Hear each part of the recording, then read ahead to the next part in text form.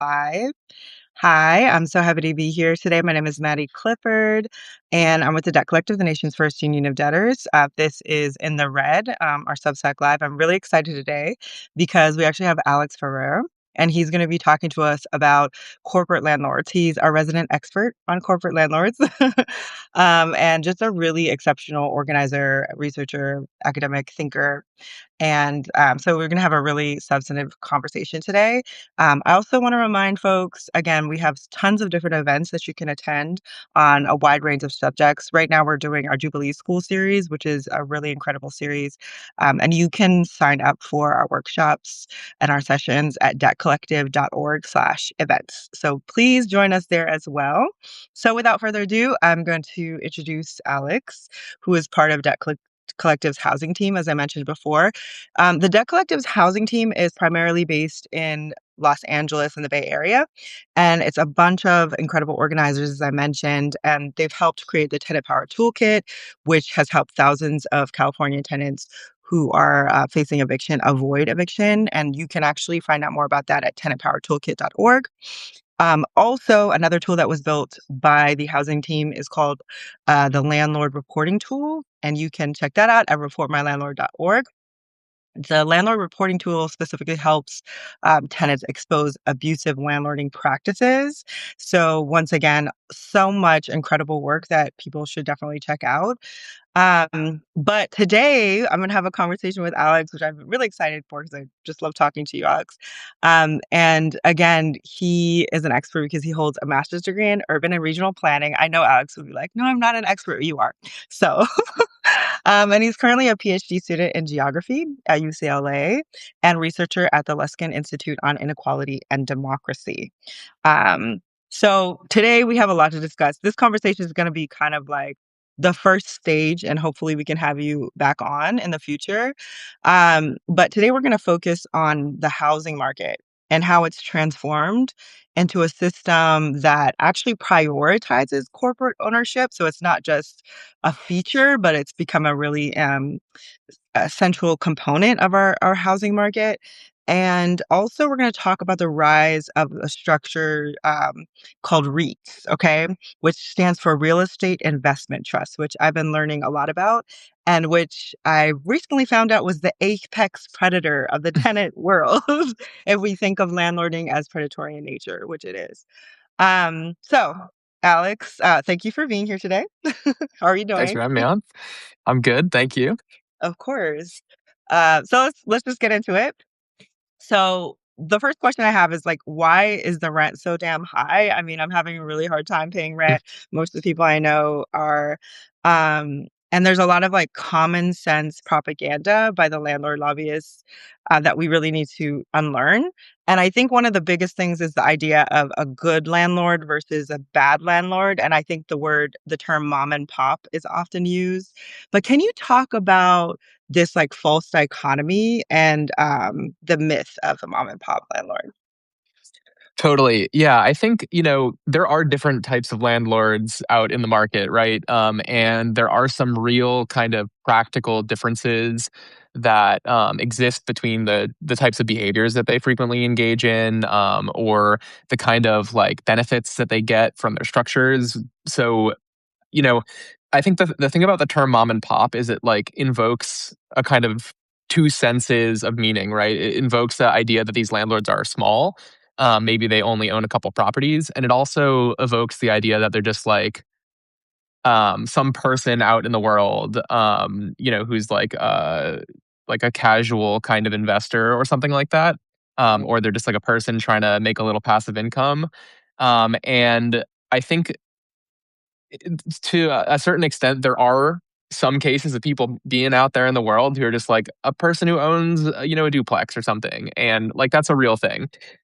However, the way that this term is deployed, and particularly its kind of flexibility in evoking both of those senses, depending on what the kind of user of the term wants it to evoke, it can be really problematic. Basically, the landlord lobby the property owners associations, the apartment owners associations, they love to kind of trot out this concept of like the harried, like small time real estate investor to kind of justify their overall kind of advocacy on behalf of mostly what is a big business enterprise at this point, right? And they like to talk about how regulation overly burdens these small owners.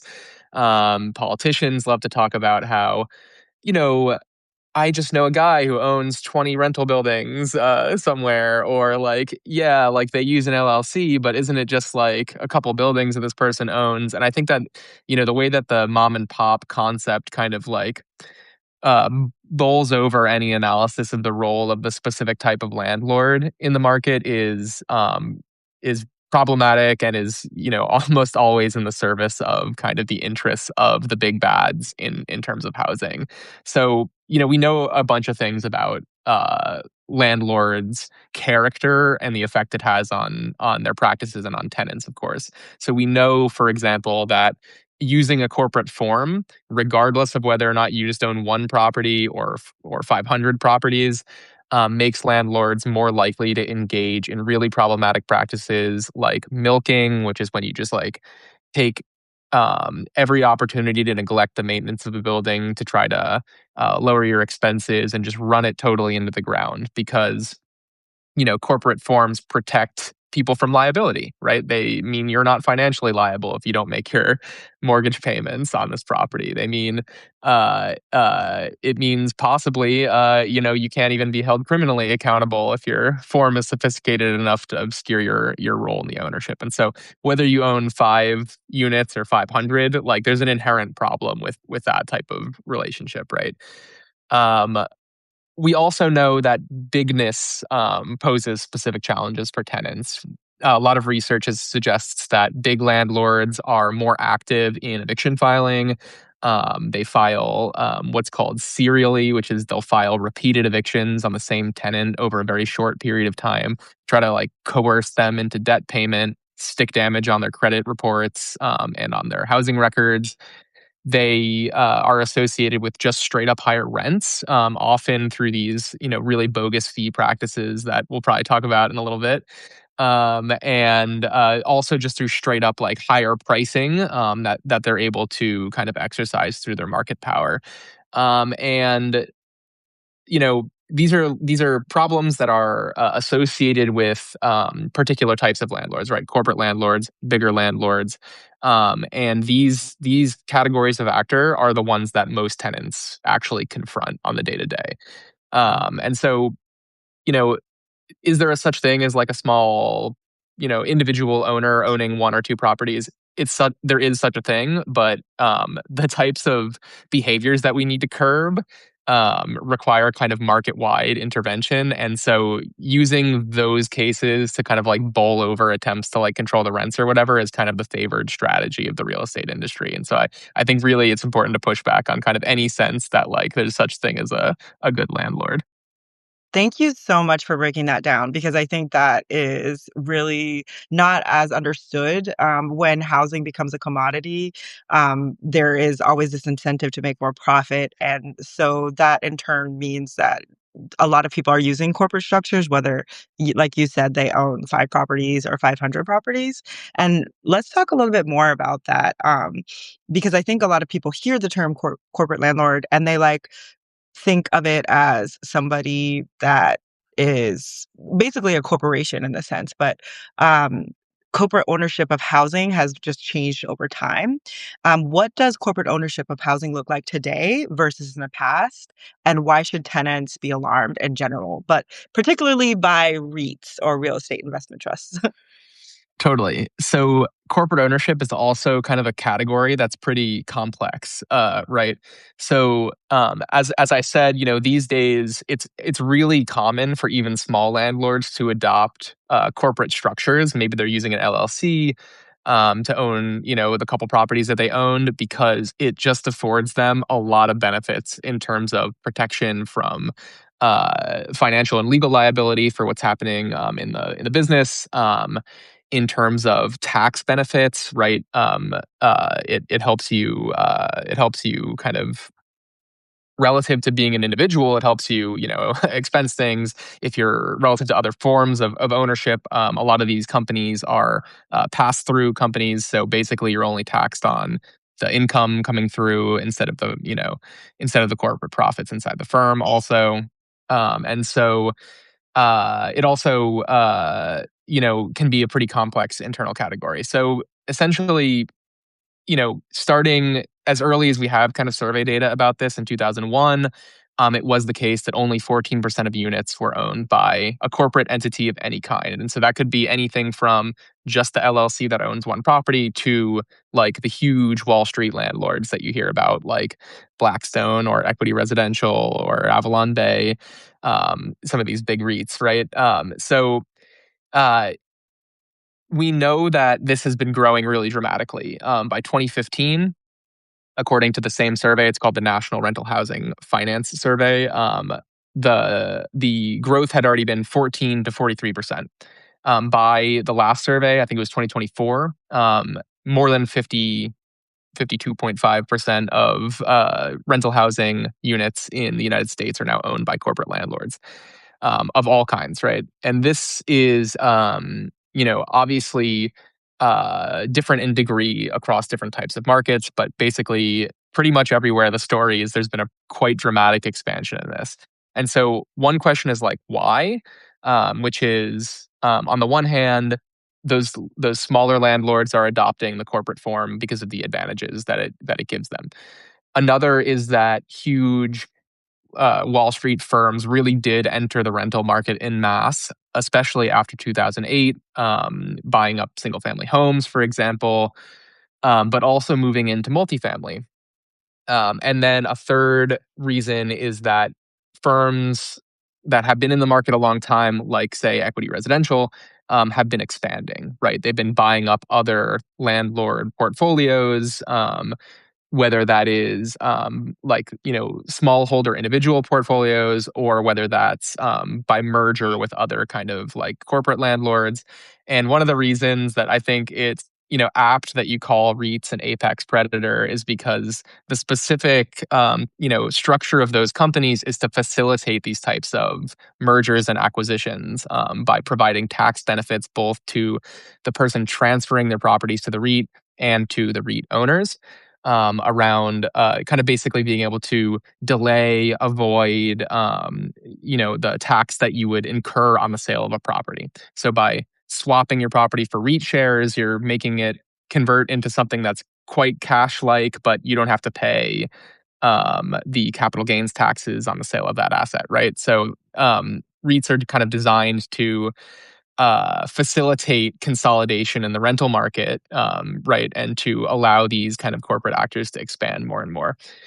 Tenants should be alarmed for many reasons. I had already talked a little bit about how the kind of structure of the corporation enables bad landlord behavior, right? It creates basically kind of the it incentivizes patterns of management that harm tenants, like milking, for example, like uh,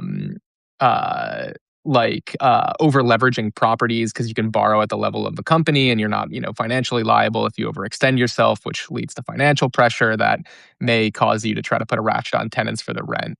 And so these are some things that are associated with corporations in general.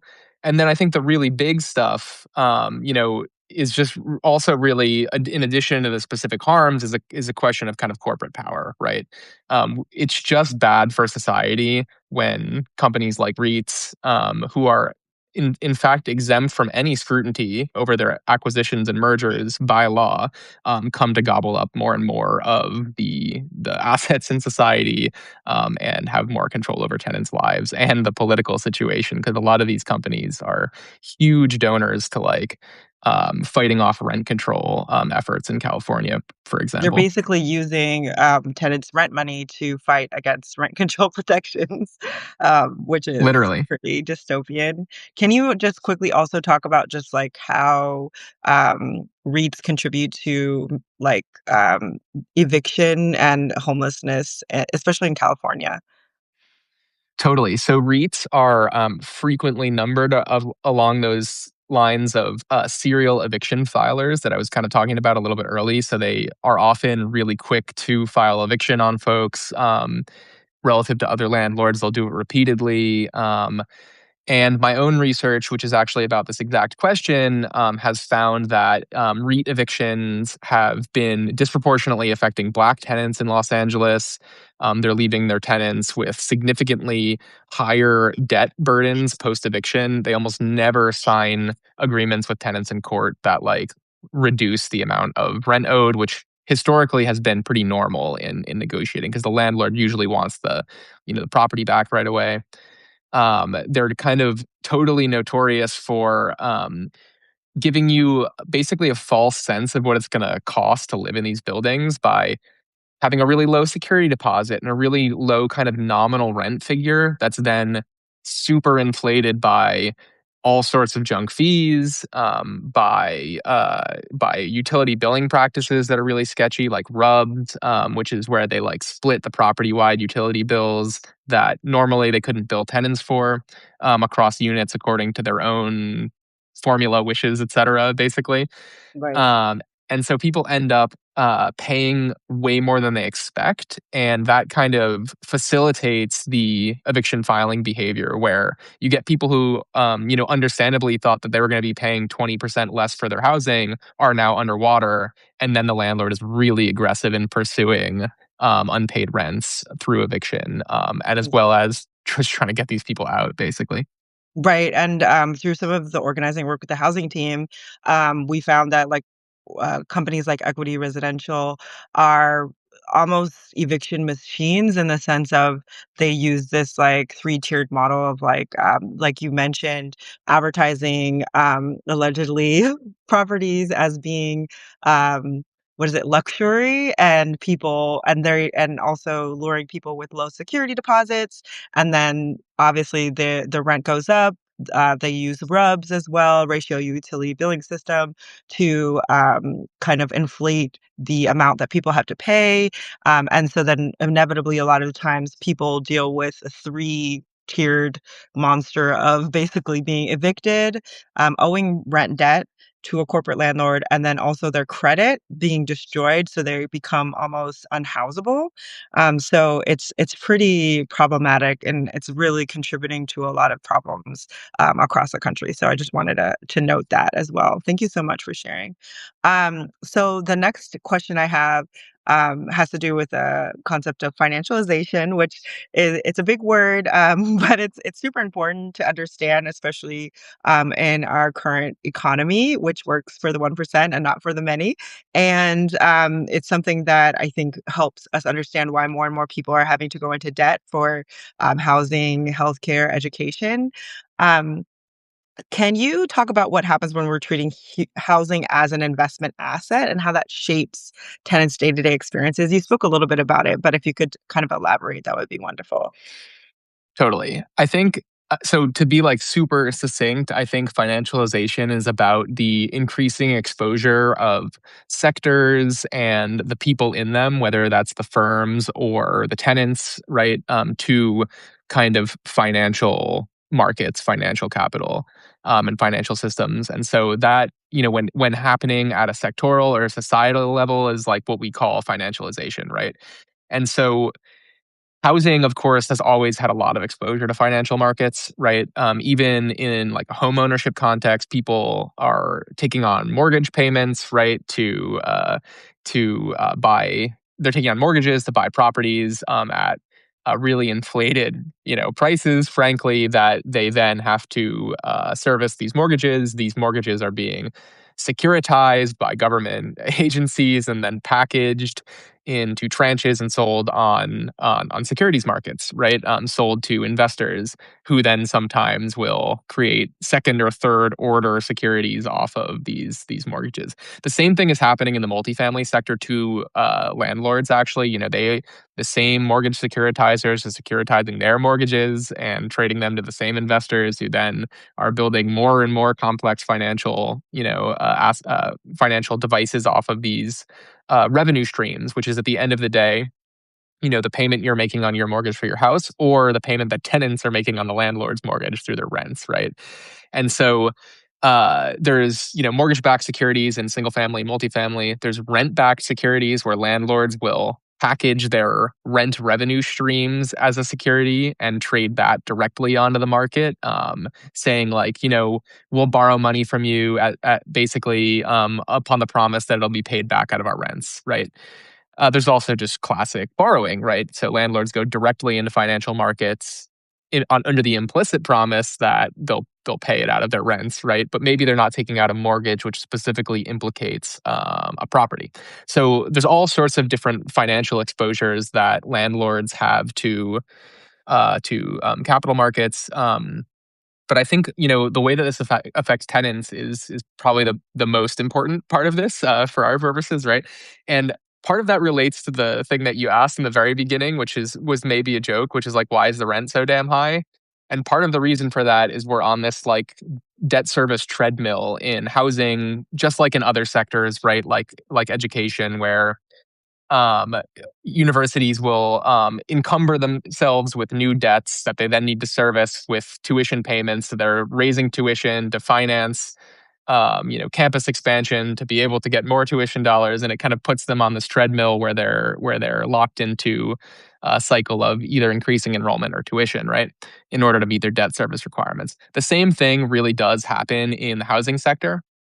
So, in terms of like homeownership, for example, people are really desperate to get out of rental markets, right? And they also see housing as a good investment for themselves relative to renting. And so they take out, pretty inflated uh, uh, values on these houses. Yeah. So they Okay. end up with big mortgages, which have really high debt service payments. And this can be a pretty self perpetuating cycle until the point at which people are just simply unable to pay, right? Which is, what's happened in some moments of crisis. In the rental sector, the same thing happens. Landlords get wildly inflated valuations on their properties that totally outstrip their ability to actually kind of justify with relation to the present rents on the property. So they take out these massive loans, or these big mortgages with that commit them to really high debt repayments that subject them to financial pressure to be able to meet these payment obligations, which means that they need to put the screws on tenants, whether that means raising the rents, whether that means, inventing all these like bullshit fees, or whether this means like trying to do something around like repositioning a unit that was before, kind of semi-affordable housing as like a luxury product. So it can affect tenants by raising their rents. It drives gentrification. This kind of like debt service treadmill really does kind of drive a lot of the things that we call, quote unquote, speculative in the housing market, and it can really really harm tenants. Thank you so much. Thank you for explaining it too as like this, yeah, treadmill of or hamster wheel of we're just kind of like everyone servicing their debt. And I really appreciate you bringing people that owe a mortgage into the conversation as well, because sometimes people are pitted against each other. And even online, oftentimes when Debt Collective posts things, people are like, well, why doesn't somebody cancel my mortgage? And we're just like, yeah, well, we're right there with you. We don't want you to have, to be house poor or to have a mortgage that you can never pay off either. That's not the point, right? So the last question I have for you is, many people are dealing with rising rents and eviction threats and housing insecurity overall. Um, from your perspective as an organizer, what do tenants need to understand about the current housing system, and what kind of collective action can they take?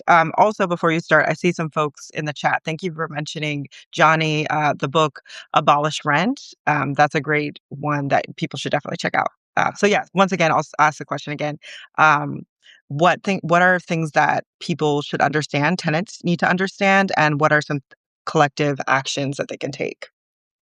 Totally. Tenants should read Abolish Rent. Yes. Tracy and Leo are amazing comrades. It's a great book. But yeah, I think, um, to a certain extent, right, a lot of these things are really serious structural issues, until we figure out a way to deal with the kind of objectively high costs of producing housing, like that.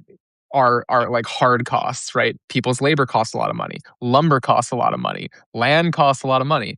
And so even if you strip away like you know, regulation, profit, all of those things, and just boil down to like what are the fundamental costs of building a house, it's really expensive. And so uh to a certain extent, like there are problems that need to be resolved by raising people's incomes, right? Or like resolving kind of deep problems of productivity in in the housing development sector or whatever. But that's all to say that those are problems that we can confront politically, right? By coming together as tenants and advocating for policy changes. But there's also a lot of just like straight up fraud and like bullshit happening in housing that you can contest, together with your neighbors. As well as things like the reliance of landlords on external investors and debt service gives you financial leverage over their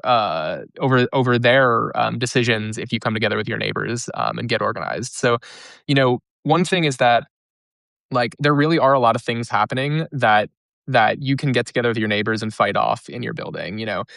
These junk fees, these abusive utility billing charges, tenants in LA we've been organizing with have been really successful, are now on an almost year-long utility strike in one case, in kind of coming together and making really effective arguments to the landlord, legal arguments and arguments that are backed with the threat of a strike, right, or with an actual strike, saying this is just fraud. Like show us the damn bills. Like justify these charges. We're not paying them. And so that's one form of action that people are taking together, right? Another can be organizing to drive a landlord into financial stress, right, by interrupting their ability to cover their debts to try to bring them to a bargaining table, right? And so maybe you're striking about a specific practice around utilities, and that's you're trying to get them to bargain over that issue or say that I don't want to pay it. We don't want to pay it at all, and we know it's bullshit. But maybe you're also just trying to transform the way that the housing is being managed on site, right, and get them to fix stuff around the building, get them to lower the rents on renewal, or lower the asking rent increases on renewal. And by kind of getting together with your neighbors, forming what we call a tenant association, talking to everybody, getting super majority participation, committing yourself to a chain of action and escalation that starts with specific petitioning and requests for things get fixed, and maybe escalates towards the idea of withholding payments or otherwise kind of taking disruptive action. You really can force these landlords to have to deal with the problems in the building, through kind of collective action. Of course, there are other things that you can and that we are doing as well. So we developed, for example, the landlord reporting tool to try to generate a lot of testimony on the types of practices that are just kind of straightforwardly illegal, but unfortunately really common in rental housing, that can inform regulatory complaints with the attorney general in California, for example, who enforces the statewide rent ordinances. And so that's another kind of level. And of course, at the end of the day, there's also legal action. Many tenants do take legal action, often collectively, to try to resolve some of these issues. But I think it can seem like this is a problem that is really impossible for you and your neighbors to deal with, because it just seems like everything's getting more expensive and like these are huge corporations. But really, if you get a majority of your neighbors on board, you can make a lot of changes in your building just by demanding them and backing that demand with the threat of action. Exactly, absolutely. So the big part of this conversation that I wanted to remind folks about, there's a lot of different ways that you can tap in. I put in the chat, you can go to reportmylandlord.org. It looks like my internet connection, I think I'm a little bit unstable. How about now? Am I doing okay a little bit now? Okay, perfect. You can go to reportmylandlord.org to find out more about what Alex was just mentioning about how you can expose some of the abusive practices that landlords are using. Another really important tool I want to mention again is called the Tenant Power Toolkit. Right now, it It is used in the state of California, and but obviously, please share far and wide with as many people you know in California.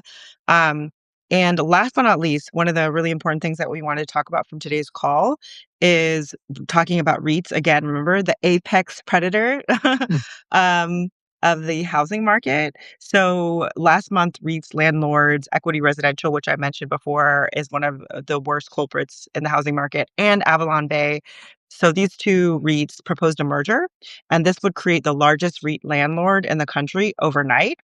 And this announcement comes while the FTC is actively considering removing the exemption of REITs from pre merger review. For some reason, REITs aren't reviewed when they merge.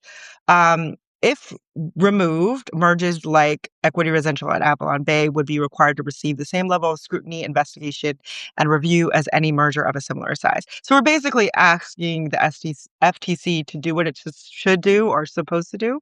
And this demand you can go to bit.ly/FTC Protect Tenants 26. I'll put it in the chat and also link it in this conversation. But this is a really important aspect that anyone can do. Anyone can add their name to a comment, a letter that we actually already created. So that's one thing that you can do today, right now, so we can fight back against REITs. So once again, Alex, thank you so much for having a conversation with me today. I learned so much in just this beginning of a conversation. You all can actually follow Alex. He has a Substack already called Populist Geography. So check out that Substack. And once again, read Abolish Rent. It's great. And thanks again for being here today, Alex. I'll see you soon. Bye. Thanks for having me, Maddie. Always good to talk to you. Yeah.